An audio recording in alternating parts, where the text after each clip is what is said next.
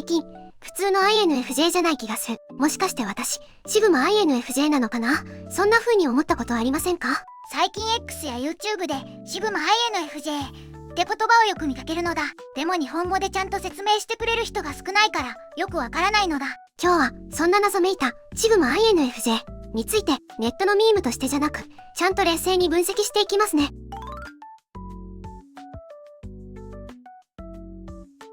まず最初に整理しておきたいんですけど、シグマ INFJ っていうのは心理学の正式な用語ではありません。ここ数年で主に英語圏の YouTube や Reddit から生まれて広まった言葉なんです。もともとシグマ男性という概念があって、これは社会の階層、いわゆるヒエラルキーに属さない一匹狼のような人を指す言葉でした。アルファのように支配的ではないけれど、独自の影響力を持っている存在ですね。それが INFJ と組み合わさって、だいたい2020年頃から本格的に使われ始めました。英語圏の YouTube では、INFJ は生まれつきだけど、シグマ INFJ は作られる。なんて動画が数十万回再生されているんです。作られるってどういう意味なのだ？人生経験を通じて、より自立心や境界線を身につけた INFJ ということみたいですね。つまり、普通の INFJ が成長した結果として、シグマ INFJ 的な特徴を持つようになる、という考え方です。シグマ INFJ って診断で存在するのだ。ここが重要なポイントです。結論から言うと、MBTI の公式診断には、シグマ INFJ というカテゴリーは存在しません。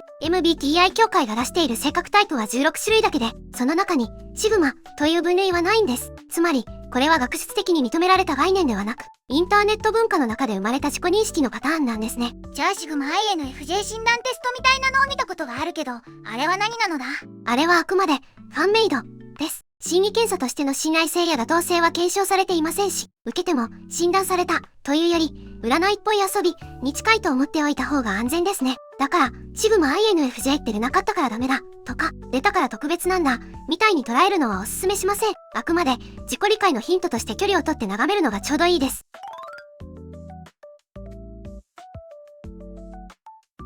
ネットでシグマ INFJ と呼ばれがちな特徴をもっと深く掘り下げてみていきますね。これは単純な一匹狼という言葉では表現しきれない、かなり複雑で興味深い特性の組み合わせなんです。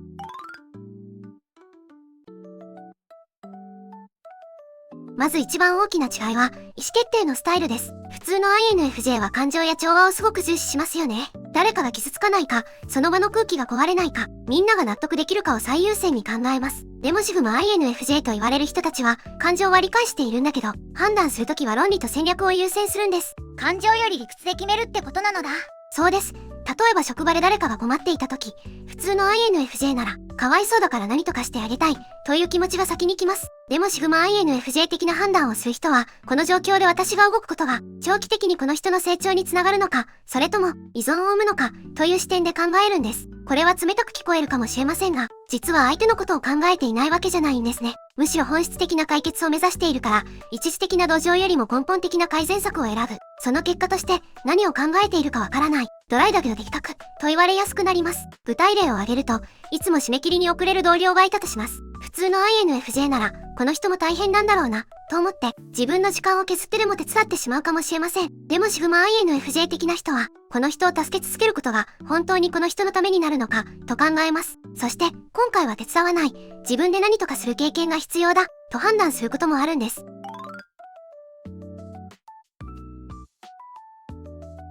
シグマ INFJ は目立ちたがり屋ではありません。むしろ、集団の中で観察者になることを好みます。パーティーや会議でも、中心で喋るのではなく、少し離れた場所から全体の力関係や、誰が嘘をついているか、誰が不安を感じているかという人間模様をスキャンしているんです。まるでスパイみたいなのだ。まさにそうです。自分からは多くを語らないけれど、聞かれたら確信をつくような鋭い意見を言う。だから周囲からは、何を考えているかわからないミステリアスな人、とか、静かなのに存在感がある人、として認識されやすいんですね。これは単なる内向性とは違って、戦略的な位置取りなんです。中心にいると情報が偏るし、みんなの本音が見えなくなる。でも端にいると、全体の構造が見えるし、誰が本当のことを言っているかもわかる。だから必要な時に的確な判断ができるようになるんです。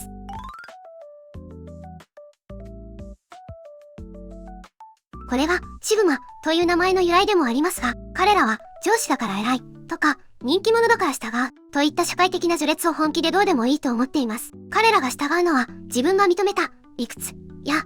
美学だけだから、どんなに権力がある相手に対しても、間違っていると思えば平気でノーを言ったり、静かに距離を置いたりできる強さを持っています。普通の INFJ は調和を重んじるので、たとえ納得できないルールでも、まあ、みんながそうしているなら、と従ってしまうことが多いんですよね。でもシグマ INFJ 的な人は、このルールは本当に合理的なのか、誰のためのルールなのか、と疑問を持ちます。そして納得できないなら、たとえ周りと違っても自分の判断を優先するんです。なんだか自由に生きてる感じがするのだ。そうですね。ただ、これは単なるわがままとは違います。シグマ INFJ 的な人は、自分の選択に責任を持っているんです。私はこう判断した。だからこの結果も引き受ける、という覚悟がある。だから周りから見ると、強い、自立している、と映るんですね。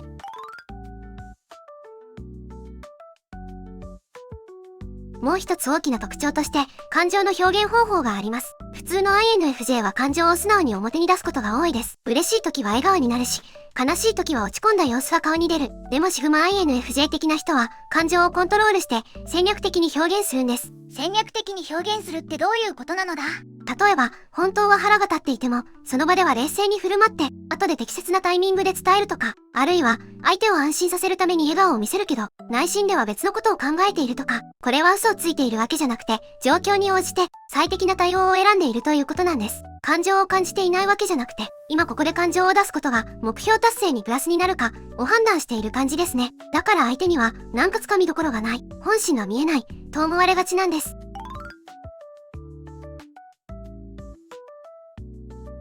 ここからは、よくある、INFJ あるある、と比べながら、シグマ INFJ として語られがちな像との違いを、もっと丁寧に見ていきますね。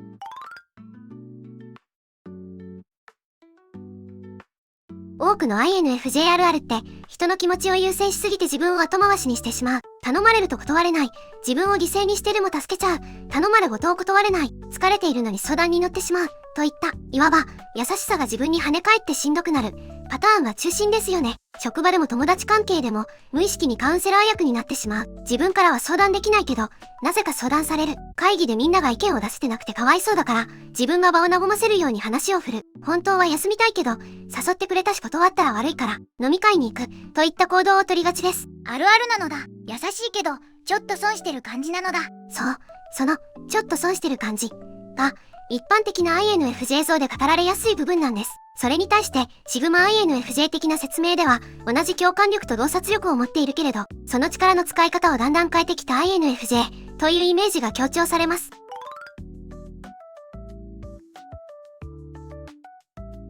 例えば、普通の INFJ あるあるだと、職場で明らかに自分の仕事じゃないことを頼まれたとき、断ったら相手が困るかもしれない、断ったら嫌われるかもしれない、と考えて、結局引き受けてしまいます。そして後で、なんで引き受けちゃったんだろう、と自己嫌悪に陥るんですよね。一方でシグマ INFJ っぽい行動パターンだと、同じ状況で頼まれごとをされても、今の私にはキャパシティがないから、お断りします、とはっきり言えるんですね。ただ、ここで大事なのは、シグマ INFJ 的な人も相手の気持ちがわからないわけじゃないということです。この人は困っているんだな。断られたら傷つくかもしれないな。ということは理解しています。でも、それでも自分の限界を守ることを優先するんです。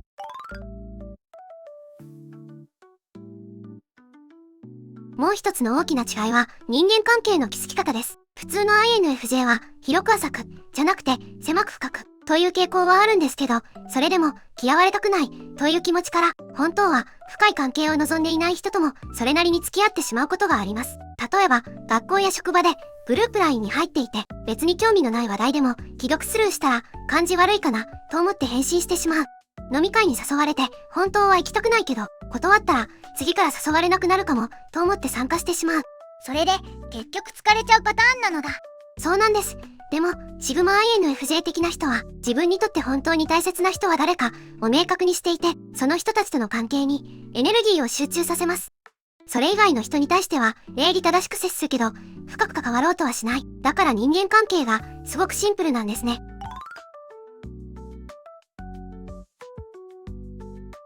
それから、感情の処理の仕方も大きく違います。普通の INFJ は、誰かに傷つけられたり、理不尽な目にあったりすると、その感情をずっと引きずってしまうことが多いです。あの人はなんであんなこと言ったんだろう。私が何か悪いことしたのかな。と、何日も何週間も考え続けてしまう。でもシグマ INFJ 的な人は、感情を感じることは感じるんだけど、それを、データ、として処理するんです。こういう状況で、こういう人は、こういう反応をするんだな。という学びに変えて、次に貸す。だから同じ失敗を繰り返さないし、感情に振り回されにくいんですね。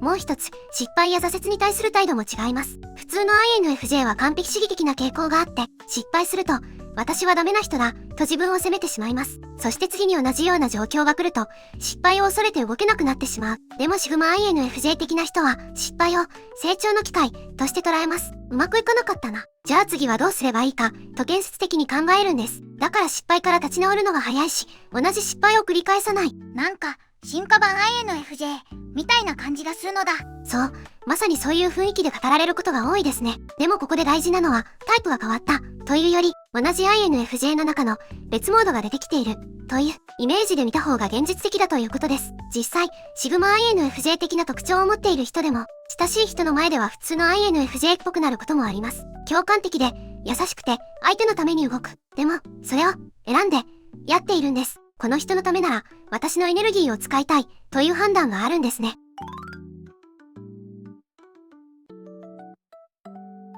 では、自分がシグマ INFJ 的な特徴を持っているかどうか3つの質問で確認してみましょう。これはラベルを決めるためじゃなく、自分の状態を見つめ直すためのチェックとして使ってくださいね。質問その1、論理優先の意思決定について、あなたは誰かから相談を受けたとき、相手が望んでいる優しい言葉よりも相手が聞きたくないような耳の痛い真実をあえて伝えることが増えましたか？そして、それを長期的にはこの方がこの人のためになるという確信を持って行えていますか？これは共感の使い方が変わったかを見る質問です。昔は、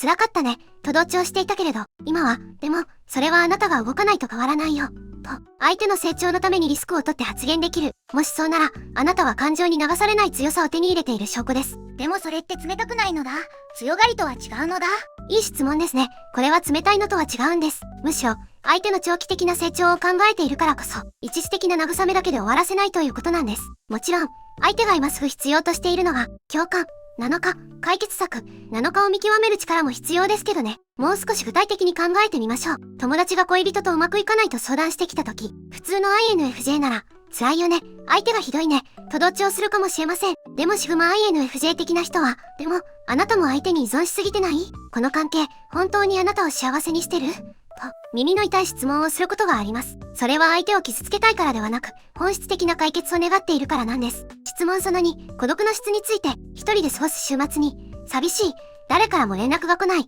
と感じるのではなく、ようやく誰にも邪魔されずに思考に没頭できる、という圧倒的な解放感とパワーを感じますか？そして、その時間を使って実際に自分を成長させる活動ができていますか？これは孤独の質を確認する質問です。INFJ はもともと一人の時間が必要なタイプですが、その孤独が建設的なのか、逃避的なのかで意味が全く変わってくるんです。建設的な孤独というのは、その時間を使って自分と向き合ったり、新しいことを学んだり、創造的な活動をしたりすることです。例えば、週末に一人で過ごすとき、ただぼーっとネットフリックスを見続けるのではなく、読みたかった本を読んだり、日記を書いて自分の感情を整理したり、新しいスキルを勉強したりする。そういう時間の使い方ができているかどうかです。でもたまにはぼーっとしたい日もあるのだ。もちろん、それも大事です。休息としてのぼーっとする時間と、逃避としてのぼーっとする時間は違うんですね。休息としてのぼーっとは、今日は何もしない日、と決めて、罪悪感じなく過ごせます。でも逃避としてのぼーっとは、本当はやらなきゃいけないことがあるのに、現実から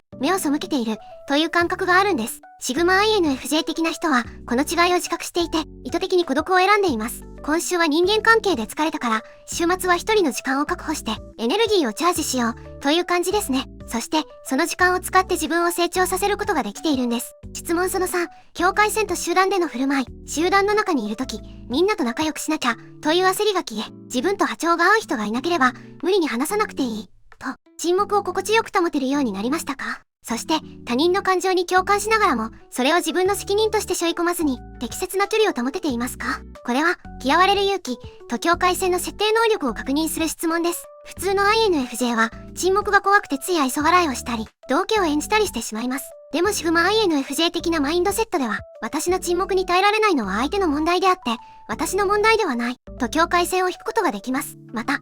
INFJ の最大の課題の一つが、他人の感情と自分の感情の境界線が曖昧になってしまうことなんですよね。友達が落ち込んでいると、自分も落ち込んでしまう。家族が不安を抱えていると、自分もその不安を背負ってしまう。僕も人が悲しんでると自分のことみたいに悲しくなっちゃうのだ。それが INFJ の美しいところでもあるんですけど、シグマ INFJ 的な人は共感しながらも、これは相手の感情であって私の感情ではないという区別ができるようになっているんです。具体的には、友達から深刻な相談を受けた時、普通の INFJ は相談が終わった後もずっとその問題について考え続けてしまいます。夜眠れなくなったり、仕事中も気になって集中できなかったり、相手の問題を自分の問題のように背負い込んでしまうんですね。でもシグマ INFJ 的な人は、相談に乗っている間はしっかり共感して、できる限りのサポートをします。でも、相談が終わったら、私にできることはやった。あとは相手が決めることだ、と切り替えられるんです。これは冷たいのではなく、相手の人生は相手のものだ、という尊重なんですね。この3つ全部、はい。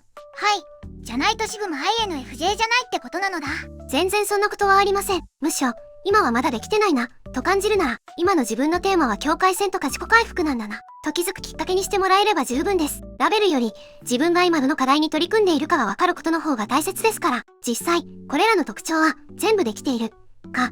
全部できていない、かの2択ではなくて、グラデーションなんです。ある場面ではできているけど、別の場面ではできていない、ということもあります。例えば、仕事では境界線を引けるけど、家族に対しては引けない、とか、親しい友達には論理的に判断できるけど、恋人に対しては感情優先になってしまう、とか、大事なのは、自分がどの場面で、どういう反応をしているかを観察することです。そして、もう少しこういう風に対応できたらいいな、と思う部分があれば、そこを少しずつ変えていけばいいんです。シグマ INFJ というラベルは、そのための方向性を示す、コンパスのようなものだと考えてもらえたらと思います。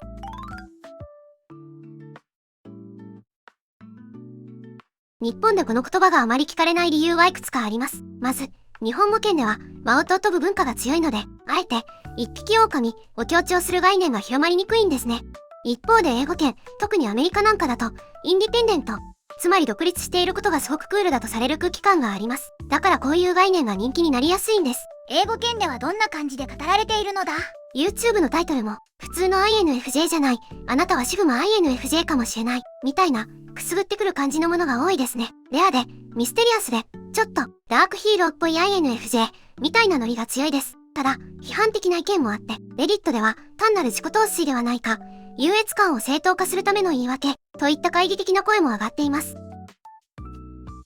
ここでとても大事な注意点をお話しします。孤独を好む、健全、とは限りません。シグマ INFJ の説明を見ていると、群れない、孤独を愛する、一匹狼、みたいな言葉が、かっこいいニュアンスで語られることが多いんですよね。でも現実の孤独には、質の違うものが混ざっています。自分を成長させるための建設的な孤独と、人間関係の困難から逃避するための孤独。この2つは、外から見ると似ていても、内側の感覚としては全く別物なんです。僕はシグマ INFJ だから一匹狼なんだ。って言いながら、本当はただ疲れ切ってるだけ、みたいなパターンもあるのだ。あります。かなりよくあります。本当は誰かと安心して繋がりたいんだけど、どうせ分かってもらえない、期待すると傷つく、という経験を積み重ねすぎて、もういいや、一人の方が楽、と自分に言い聞かせることで心を守っている場合も多いです。だから、シグマ INFJ だから孤独を選んでるんだ、と思った時は、ちょっと一歩引いて、これは成長のための孤独なのか、それとも諦めとしての孤独なのか、を自分に聞いてみてほしいんです。